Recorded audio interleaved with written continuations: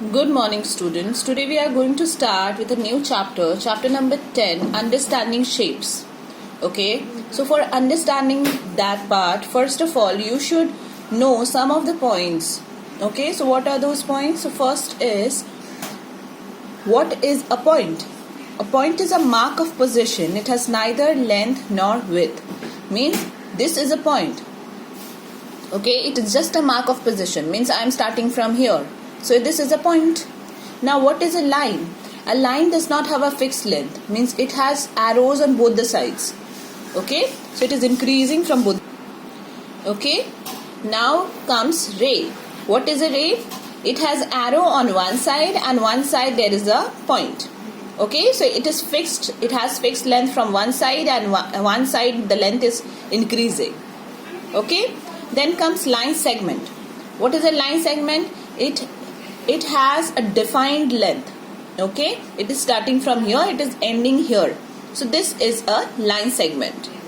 Okay, now comes parallel lines. When two lines are made like this, AB and CD, these two lines are parallel to each other.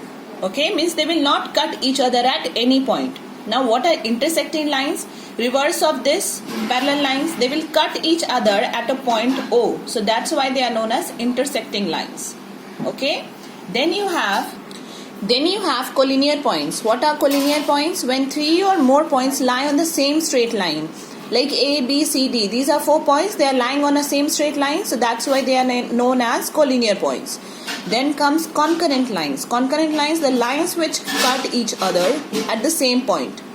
Okay, so there are many lines which cut each other at the same point. So they are known as concurrent lines. Now what is an angle? When two different rays are joined by a single point. So when two rays are starting from the same point or joined by the same point, then it is known as an angle. So this is also an angle and this is also an angle. Okay, now part 10. Here, when two straight lines intersect each other, now the property will be the sum of each pair of adjacent angle is always 180 degree. Means when you will add,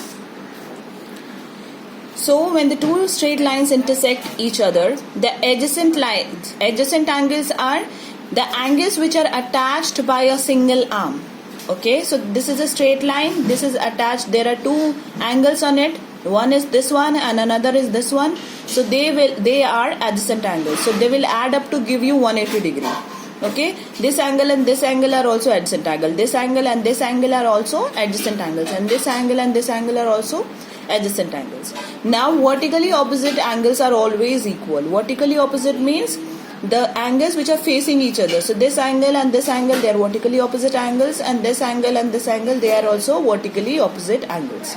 Okay, so this was your property 1.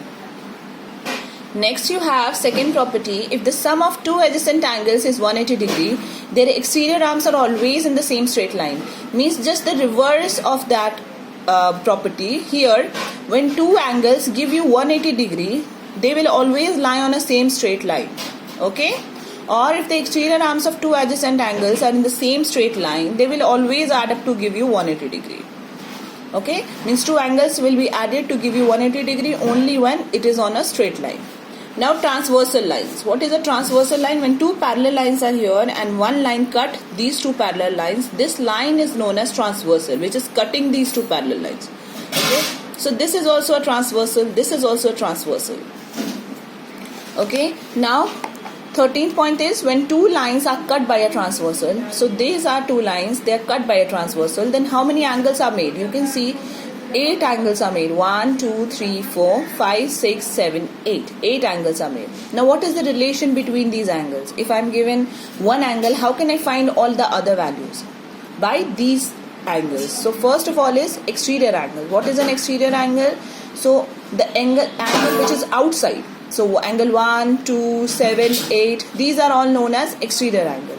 Interior angles, these are interior, 3, 4, 5, 6. Now exterior alternate angles. Exterior alternate angles are angle 2, angle 8, means on the opposite side, angle 1, angle 7, and okay. Then comes interior alternate angles. Interior alternate angles will make a Z type of figure. So angle 3, angle 5 are interior alternate angles. Angle 4, angle 6 are interior alternate angles. Now comes corresponding angles. So angle 1 and angle 5 is corresponding angle. Means angle leaving one angle in between. So this angle is left. So this and this, they are known as corresponding angle. This and this, they are known as corresponding angle. 3 and 7, they are also corresponding. Angle 4, angle 8, this is also corresponding. You have to leave one angle in between. Okay. Next is co-interior angles or co-joint or allied angles.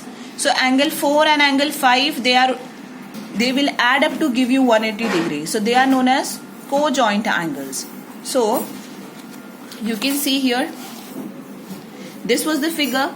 So when you will add these two, you will get 180 degree. When you will add these two, you will get 180 degree. So they are known as co-interior angles or co-allied angles. Okay.